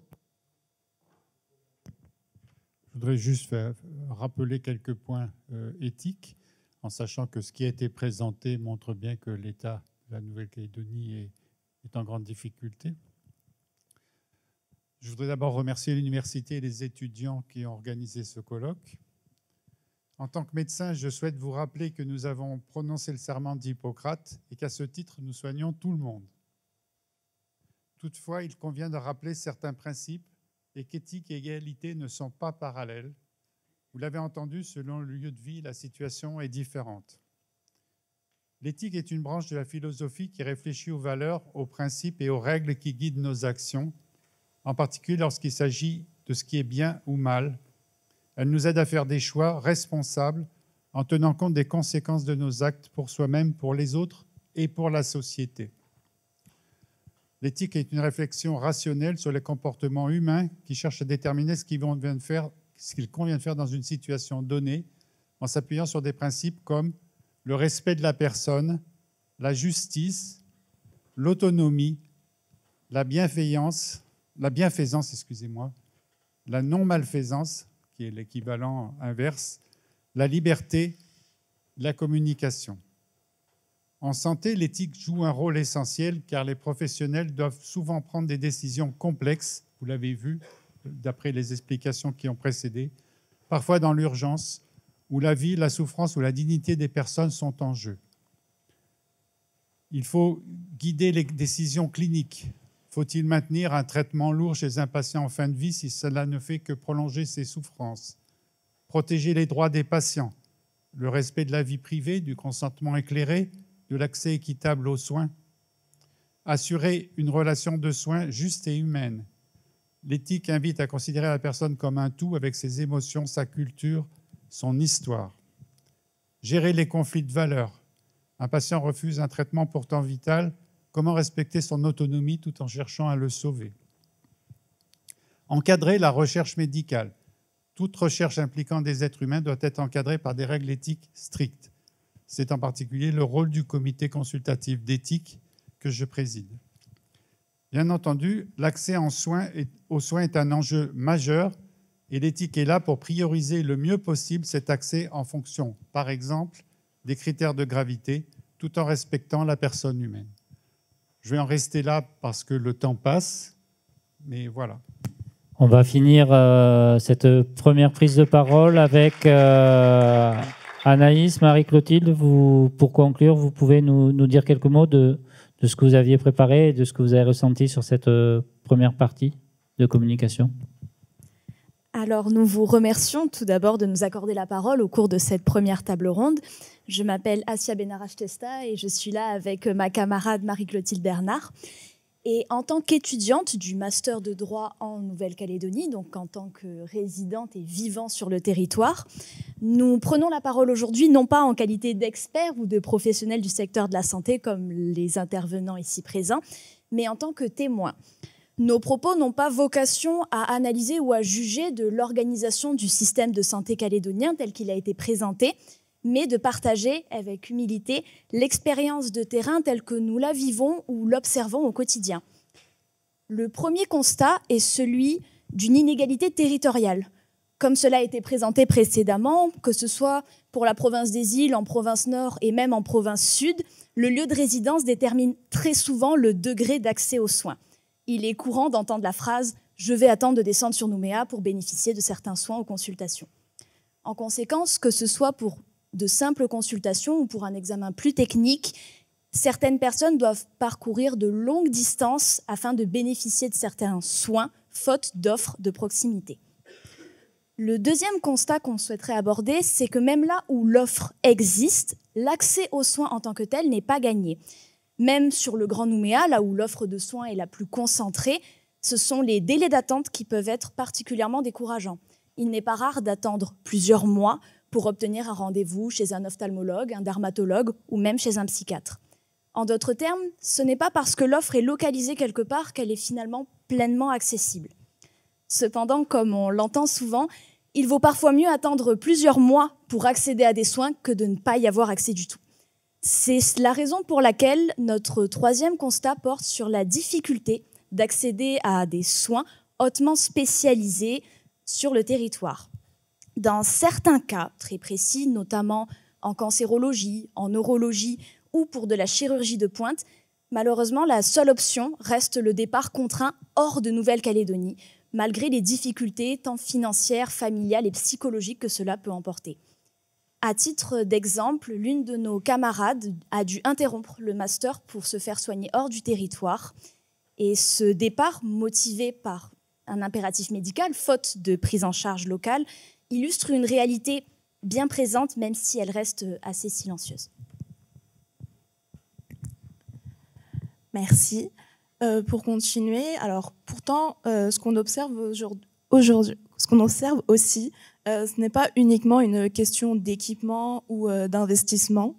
Et c'est justement ce qui va nous amener à notre quatrième et dernier constat, qui est celui d'un paradoxe un peu préoccupant. En sens des investissements techniques ont été réalisés, type des IRM, des centres spécialisés, des outils numériques, mais la mise en œuvre semble rester incomplète. La question n'est donc pas seulement avons-nous les équipements, mais plutôt avons-nous suffisamment de professionnels pour les faire fonctionner. Donc en pratique, on observe que des postes restent vacants, que la coordination entre les acteurs manque parfois à l'appel, que les délais de remboursement s'allongent et surtout que le lien médecin-patient se fragilise. Face à cela, on observe ainsi une forme de résilience. Donc beaucoup de personnes finissent par intérioriser ces dysfonctionnements. Donc ils vont attendre, vont renoncer, ils vont contourner. Cette capacité à encaisser, qu'on admire parfois comme une force, ne doit pas devenir une excuse ou un paravent pour éviter de questionner le système de soins actuel. Ces constats ne sont pas des fatalités, au contraire, ils sont un point de départ d'un débat nécessaire qui justifie justement la thématique qui nous réunit aujourd'hui. Et ce débat mérite d'intégrer d'autres réalités encore trop peu évoquées, telles que celles des pathologies spécifiques courantes sur le territoire, telles que l'obésité ou le diabète, celle de la reconnaissance des situations médicales particulières et l'accès aux soins en fait, dans le cadre de ces minorités, et enfin, sur des enjeux éthiques que soulève la notion même de fonctionnement du système de soins. Et voilà, je vous remercie, nous vous remercions sincèrement pour votre écoute. Merci.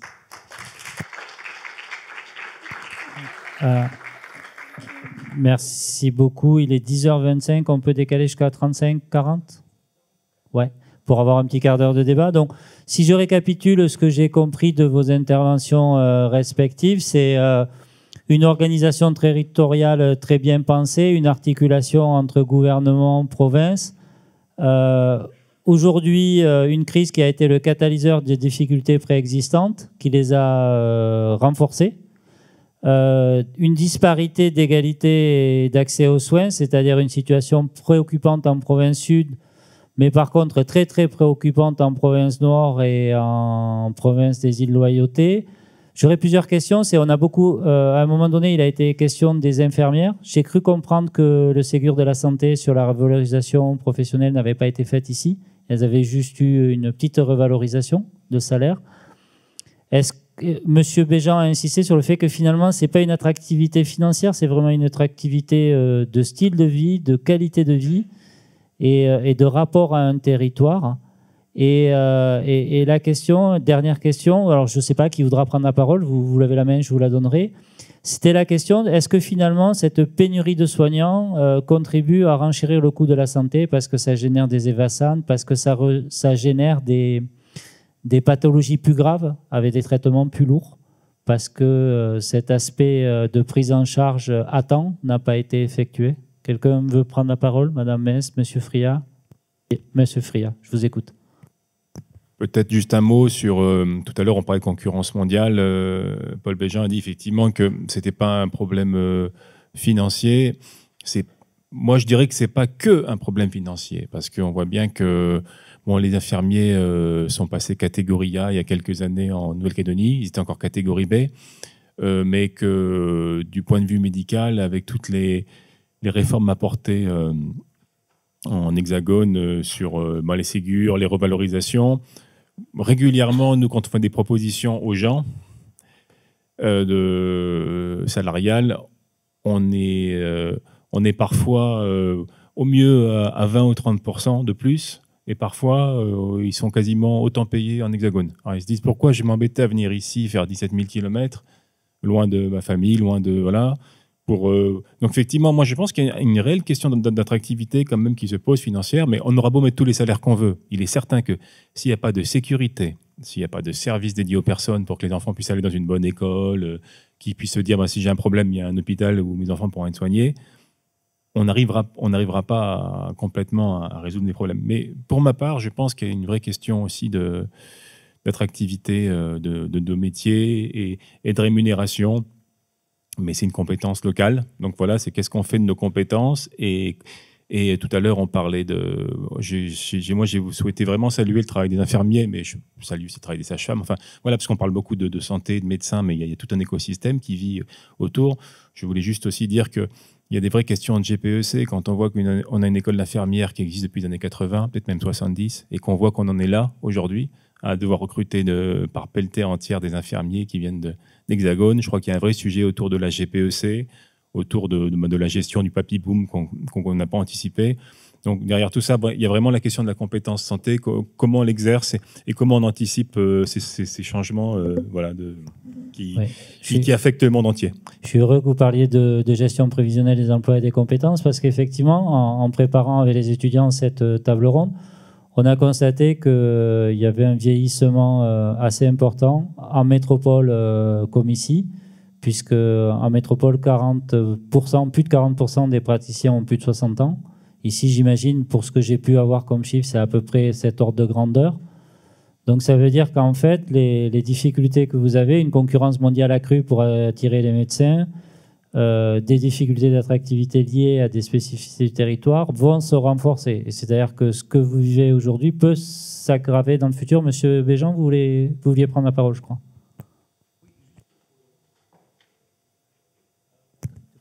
Ah, pardon. Pour revenir à ce que disaient nos collègues étudiantes et leur questionnement, je voudrais revenir quand même sur une situation. Encore une fois, le tissu existe. En Calédonie, depuis le siècle dernier, nous avons mis en place une structure et une façon de travailler. Encore une fois, les patients qui avaient besoin de venir sur Nouméa, parce que c'était d'une part la densité, mais aussi la technicité était située à Nouméa, mais par la suite, on a su très bien faire aussi nos Evassan. Donc, je ne sais pas si la DAS peut nous donner des chiffres, mais je ne pense pas, en tant que médecin journaliste, qu'on ait eu une survivance dans le sens « je survis plus » depuis que nous avons eu la coronarographie, depuis que nous avons les technicités dans la cancérologie, etc., sur le territoire et non plus en évacuation sanitaire. Par contre, la CAFAT, elle peut plus ou moins remercier parce qu'on a moins d'Evassan, mais peut-être qu'on a plus de consommation locale. Donc le problème, encore une fois, c'est que nous avons le tissu, nous savons faire, mais comme il a été dit, comme vous avez pu le voir, effectivement, il y a une perte d'attractivité. Et cette perte d'attractivité, les médecins, quand ils arrivent en Calédonie, les internes, quand ils arrivent en Nouvelle-Calédonie, vont se dire, mais on voit en Calédonie des pathologies, c'est malheureux pour les Calédoniens, mais pour nous, étudiants, c'est extraordinaire parce qu'on voit des pathologies qu'on ne voit plus en métropole. Le RA en métropole, ils ne le connaissent pas. La tuberculose en métropole, ça vient un peu, mais ils ne le connaissent plus. Donc, les traumatologies que vous pouvez avoir suite à des accidents de la route, de chasse, etc., vous n'avez plus les mêmes en métropole. Donc, tous ces étudiants, tous ces internes en chirurgie, en médecine, etc., sont très heureux de venir, de trouver vraiment dans la pathologie. Donc, ça aussi, c'était et c'est encore un attrait. Mais reste le problème, effectivement, de l'attrait de vie, de l'attrait de l'exercice de la médecine. Il ne faut pas oublier qu'au niveau du Conseil de l'Ordre, on dit bien qu'on s'occupe des médecins, puisque, bon, en métropole, fut un temps, on s'occupait aussi des infirmières, mais maintenant, les infirmières ont leur propre ordre professionnel. Ce n'est pas le cas en médecine, en Calédonie, ce qui est fort dommage. Mais on s'occupe de la profession médicale pour le bien du demandeur, pour le bien du malade. Donc effectivement, on a des mois et des mois, des semaines et des semaines d'attente en dermato, en métropole, c'est exactement le même problème. Donc c'est un problème qui ne dépend ni de la Calédonie, peut-être de la métropole parce qu'ils en formaient moins, mais peut-être que l'attrait de la dermatologie, de la neurologie, de la psychiatrie, parce que ce sont de la pédiatrie en métropole, c'est une catastrophe. Et je ne vous parle pas de la médecine du travail. La preuve, le travail est une maladie puisqu'il y a une médecine. Donc, mais vous voyez, ce sont des branches où on ne fait pas le choix, on n'y va plus. Donc, nécessairement en Calédonie, on va manquer de ces praticiens. Mais si en plus de ça, on se tire une balle dans le pied en disant, bon, ben, écoutez, chez nous, il y a quelques problèmes de vie de tous les jours du praticien, médecin, infirmière, etc., effectivement, on se coupe la branche sous les pieds. Or, cette branche-là, encore une fois, le tissu existe. Il est tricoté dans la culture calédonienne, ce tissu de santé. Il n'a pas vécu tout seul dans un coin. Tout est tricoté depuis des années et des années et des années. J'ai la sensation que ce qui a été tricoté, malheureusement, est en train d'être détricoté maintenant. Des gens voudraient réagir dans la salle ou prendre la parole rapidement? Alors, tout en haut d'abord, puisque levez la main en premier, après monsieur, et après je vous passerai la parole. Et après, on conclura avec ces 3 questions. Ou ces 3 remarques, je ne sais pas si c'est une question ou une remarque. Bonjour à tous. Effectivement, merci pour ce colloque. Je vais me présenter, je suis Patrice Gauthier. Je suis président de la Fédération des professionnels libéraux de santé. J'ai entendu beaucoup de choses aujourd'hui, j'aurais plein de choses à dire, mais je vais essayer de les résumer. Tout d'abord, les constats de tout ce que j'ai entendu. Il faut des constats pour pouvoir poser des diagnostics, c'est la première des choses. Et dans les constats, pour information, la Fédération a posé un livre blanc qui a regroupé 13 syndicats, c'est-à-dire globalement tout le monde, autour de constats généraux partagés et ensuite de constats par profession. Ce livre blanc est à la disposition de tout le monde et vous pouvez le télécharger en faisant tout simplement livre blanc FPLS Nouvelle-Calédonie. Vous le trouverez directement et c'est un document d'importance. À peu près 1 an et demi de préparation qui a été d'ailleurs différé à cause des événements. Donc sa diffusion a été faite en début d'année. Deuxièmement, l'attractivité. J'entends beaucoup de monde parler d'attractivité, mais pas de bilan réellement posé. Il y a des bilans qui ont été posés. La FPLS a organisé 2 sondages en 2022-2024 pour dire les choses, mais pas dire les choses sur des histoires qu'on se raconte ou notre vie qui est forcément toujours trop centralisée. Elle a fait ça à l'échelle de toute la Calédonie. Pour vous donner une information, c'est 23% de participation à ce sondage. Le dernier de 2024, c'est près de 600 personnes qui répondent, public, privé. Je vais juste vous donner quelques informations, puisque celles-là sont avérées, elles ressortent de sondage. Dans l'attractivité aujourd'hui, ce qu'on a surtout constaté, c'est que les gens qui étaient là depuis 3 ans, c'est-à-dire ceux qui sont présents depuis relativement peu, en 2022, il y en avait 10% sur l'ensemble des gens répondants. En 2024, il n'y en a plus que 4%. La Calédonie ne sait plus retenir les gens qui sont là depuis récemment. Ça, c'est un fait. Ensuite, les raisons qui les faisaient partir principalement, c'était la sécurité, ce qui est remonté, c'était en 3e position en 2022, c'est remonté en 1re position en 2024. Deuxième fait très important, les professionnels de santé considéraient qu'ils n'avaient plus les moyens de traiter correctement, de prendre en charge correctement leurs patients, toutes professions confondues, à 23%. C'est un chiffre que l'on a vu apparaître et qui nous a plus que surpris. Là-dessus, je vais arrêter de vous donner trop de chiffres. Je veux simplement dire que qui est la FPLS? La FPLS est à l'origine de tout ce qu'on a appelé les assises de la santé. En 2011, elle s'est créée. Elle a été écoutée, effectivement, très difficilement. Les assises sont là. Et c'est arrivé au plan d'Occamo. Le plan d'Occamo, tout à l'heure, a été cité par le premier intervenant étudiant. C'est un bien public qui est vraiment issu d'une démocratie sanitaire. Et ce bien-là, bien entendu, nous le défendons. et nous y avons beaucoup participé. Simplement, je voudrais quand même souligner deux choses. C'est que les professionnels de santé ne sont plus écoutés, en tout cas du domaine privé. La preuve, c'est que nous ne sommes pas là. Et c'est très important, ne sont plus écoutés et le font remonter terriblement. Pourquoi on n'est pas attractif? Déjà, on n'écoute pas. Si le système public, et c'est très important, et moi-même je suis issu du système public comme beaucoup de gens, nous y participons et nous savons ce que c'est la coopération publique-privée. Simplement, pour une coopération publique-privée, il faut que le privé participe. Ça, c'est un des points de non-attractivité. Je vais essayer de conclure rapidement parce que j'aurais beaucoup trop de choses à dire. J'ai quand même à vous dire une chose aussi. À l'échelle de la crise, j'ai entendu tout à l'heure la FOA sans consultation énorme, hein, pour un centre médico-social. Effectivement, mais c'est une des conséquences des décisions de la province sud. J'ai pas à la commenter, hein, mais pratiquement parlant, beaucoup de professionnels de santé libéraux aujourd'hui n'acceptent plus les aides médicales de la province sud pour une raison très simple, c'est que la province sud, à un moment, pour des raisons budgétaires, on l'a compris, et qui ne sont pas contestables, a simplement dit, écoutez, on va plus vous payer, ou en tout cas, reporter les paiements. Bien écoutez, la conséquence, c'est très simple. Vous allez dans les cabinets à Nouméa, vous avez plein de cartes qui disent, on ne vous prend plus, ou vous payez directement. Forcément, ça va saturer les CMS. Là, on a coupé la relation publique-privée. La province des îles, dans la réalité, ne paye plus du tout, depuis près de 2 ans, les professionnels de santé libéraux. On peut exposer des problèmes. Après, si on ne veut pas regarder les conséquences, écoutez, c'est compliqué. Donc, province des îles ne paye plus les professionnels libéraux, donc il ne peut plus y avoir de coopération publique-privée.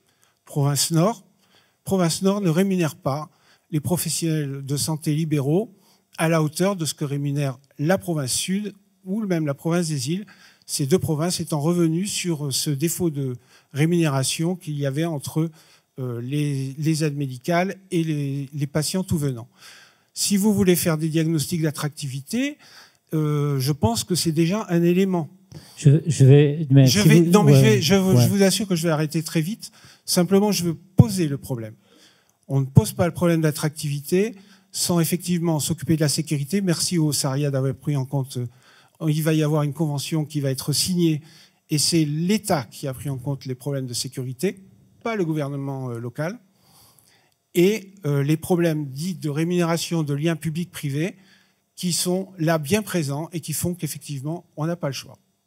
Mais je vous invite à rester. Il y a une deuxième temps de parole dans la deuxième table ronde. Vous pourrez reprendre la parole si nécessaire. Monsieur, c'est bon, du coup? C'est bon? Du coup, il y avait une dame là-bas au fond qui voulait prendre la parole. On peut continuer la conversation pendant la petite pause d'1 quart d'heure, de toute façon, puisqu'on est peu nombreux, donc on peut continuer de manière informelle. Et après, je vous invite à reprendre la parole à l'issue de la deuxième table ronde. Je vous écoute. Bonjour, je voulais vous remercier pour cette journée d'études qui est vraiment très intéressante. Je veux juste me présenter. Je suis Marie Latour, je suis coordinatrice sciences ouvertes au sein de l'Université de la Nouvelle-Calédonie. Nous avons un nouveau service au sein de l'université qui vient d'être créé, qui est Sciences et Sociétés, et qui accompagne justement la valorisation de la recherche auprès non seulement des institutions publiques, mais aussi auprès du grand public. Donc ce type d'initiative, comme vous avez cette journée d'études, est extrêmement intéressante pour nous et c'est un appel aux futurs organisateurs de pouvoir ultérieurement peut-être nous contacter pour collaborer avec nous autour des manières de valoriser encore plus ce type d'événement. Ensuite, sur les questions de la science ouverte que je gère particulièrement, je trouve que c'est vraiment très intéressant ce qui s'est fait. Il y a pas mal de supports qui ont été produits. Si quelqu'un peut s'occuper, un étudiant ou je ne sais pas, de récupérer tous ces supports afin qu'on puisse peut-être les déposer sur l'archive ouverte HAL, afin qu'ils puissent être librement et gratuitement disponibles à tous et que le débat puisse continuer à résonner et que tout le monde puisse également être au courant de ce qui s'est passé ici et des réflexions qui ont été amenées. Et peut-être aussi, si les étudiants, vous avez pris des notes sur les les présentations qui n'avaient pas de support, peut-être aussi me les faire passer. Et moi, je m'engage, si vous le voulez bien, à les déposer sur HAL, qui est une archive ouverte, libre et gratuite, qui est gérée par le CCSD, qui est une antenne du CNRS, à justement les mettre librement et gratuitement à la disposition de tous pour que le débat continue à naître et continue voilà. Alors, pour répondre rapidement, après on va faire la pause. Donc, du coup, il y a une captation vidéo pour faire une podcast. Nous avons une transcription des propos automatique et mise en ligne. Et par contre, pour les contenus des diapos, pour l'instant, je n'ai pas d'autorisation. On a une autorisation de droit à l'image, mais on n'a pas d'autorisation sur les supports. Donc, tant que ce n'est pas réglé, je ne peux pas m'engager à communiquer quoi que ce soit. Mais il n'y a pas de problème pour collaborer. Je vous propose de faire une petite pause et on se retrouve à 55 ? 55 ? À tout de suite.